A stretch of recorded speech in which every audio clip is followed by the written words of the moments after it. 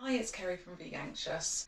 I wanted to talk a little bit about deludedness because that is something for my whole life has driven me mad. So to delude is to fool yourself into believing something is true because you want it to be true. And that has always been my biggest pet hate of people's personality traits and things like that. So I find that really difficult that people would not like to look at themselves and evaluate their own um, thought process or in any day life, anything that you do. I always like to, and I especially being a teacher, I have to evaluate myself and decide if there's anything I can change about what I've done to do better. And I think that can be applied to your life all the time and it will make you a better person. Yeah, you might be a bit judgy on yourself sometimes and then feel silly afterwards, which I do as well. But at the same time, I then don't make those mistakes again, and I pride myself on the fact that I will look back on something and decide whether I was right or wrong, and so I never become a deluded type of person. So I was speaking with my sister yesterday just on messaging, and we were just sort of chatting about lockdown and our life at home. And so she lives at home with my mum and my mum's partner. They don't always get on, my mum and mum's partner and my sister. So she was saying, "Oh, you'll be really annoyed the fact that he keeps bringing home like faggots and sausages and getting mum to cook them because mum's trying to cut down on her meat." Yes, flexitarianism. I am keep going on at her at this point, but as many podcasts and many YouTube videos have shown, changing your family is probably one of the hardest things you can do. So, and she said, "Oh, I just think it's disgusting that he said he just doesn't care, and even the blood in the packaging doesn't upset him."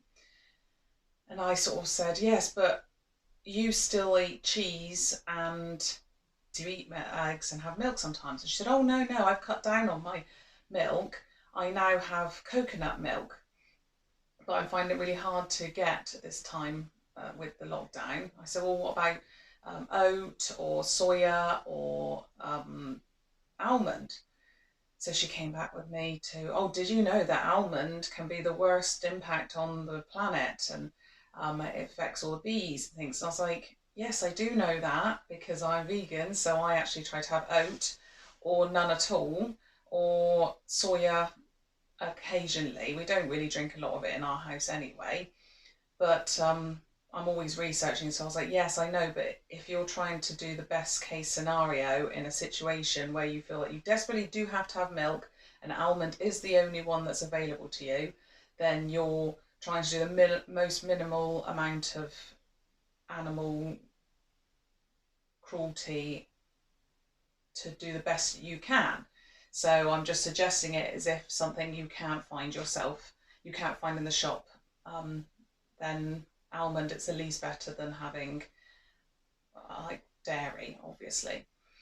And I said, "I don't mean this nastily, but you can't really judge Sean and be snap at him and say how disgusting he is when I know that you still eat chicken and cheese and eggs." I said, "Which for me, I find the abuse is so prolonged in the dairy and the egg industry that they have to suffer for longer before they are even killed. Whereas I say least the ones that are doing being raised for slaughter. It's not least, but it's just a word that I'm trying to use to say that they will die in a horrible way. Yes, I know because I'm a vegan, but I feel like the prolonged abuse in the dairy and egg industry is worse. So for her to say, "But I only eat dairy, eggs and chickens," and then complain and moan about my mum's partner coming home with faggots and sausages is just really hypocritical. And I said it in a nice way. I said, "I'm not being nasty, but this is how I feel about it." And she changed the subject. And I thought that's because there's that deludedness there, that thought process that I'm doing something. Vegetarians do this as well. I'm doing something, I'm good, I'm saving animals. And they convince themselves so much, and you see it on these AV videos, that they've fooled themselves. So it's not even society has made them think this, or their upbringing. It's that inability to reflect on themselves and decide whether they're doing the right or wrong thing. And I just find that absolutely infuriating, because you can't, it's so hard to break that barrier. And the only way I think I'm digging away about this is just making a comment there, here and there, and then leaving it. Because hopefully then, almost like showing the AV videos, people will go away, think a little bit what I said. And I know it makes me feel anxious, because I say these things, we were having a nice conversation, and I know that that's going to upset her and probably make her reflect on herself, which people that are deluded don't want to do, because they think they're doing the right thing. They've fooled themselves into thinking they've done enough and they've done as much as they can. So for you to rock that boat is uncomfortable for them. So they're angry at you, and you don't want to fall out with them because you like them, and you know that it's going to upset them. So then they sort of change the subject, end the conversation, go away, and you feel guilty then. And I do. I go away, I feel guilty. I know I've done the right thing, but I still can't help the fact that then I feel guilty and anxious that I've upset my mum, or upset my dad, or upset my sister, and that I've almost slagged them off. So I've said that what they believe and what they feel is actually true is not true.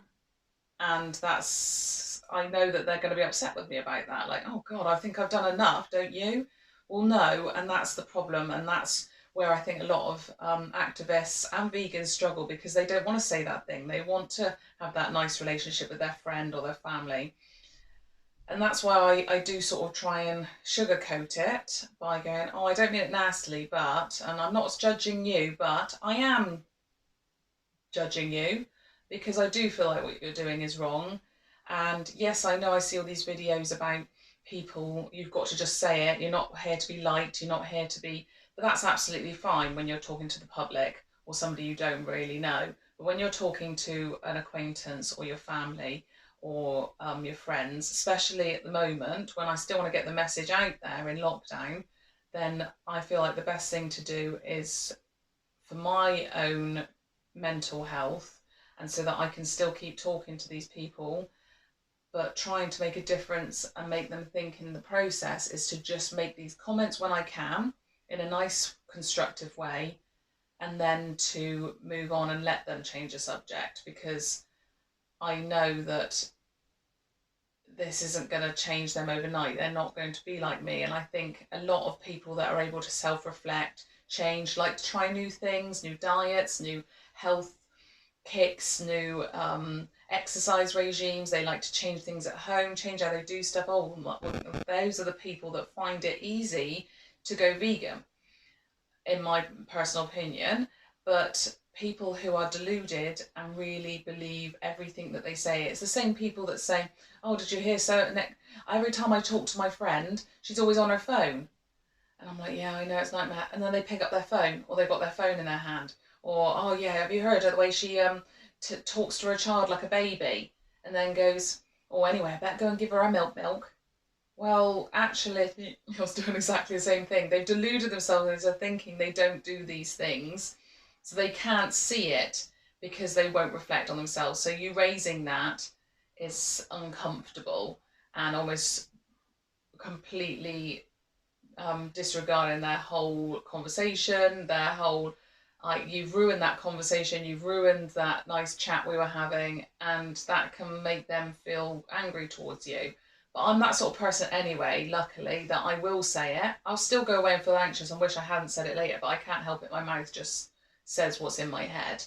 So it's easier for me to say, but I still have the aftermath of being worried about it afterwards. But then usually, on the plus side, my relationships with my mum, my sister have all been absolutely way better when I've had these sort of conversations, these fallouts, or said that thing that I probably shouldn't have said, or they think I shouldn't have said.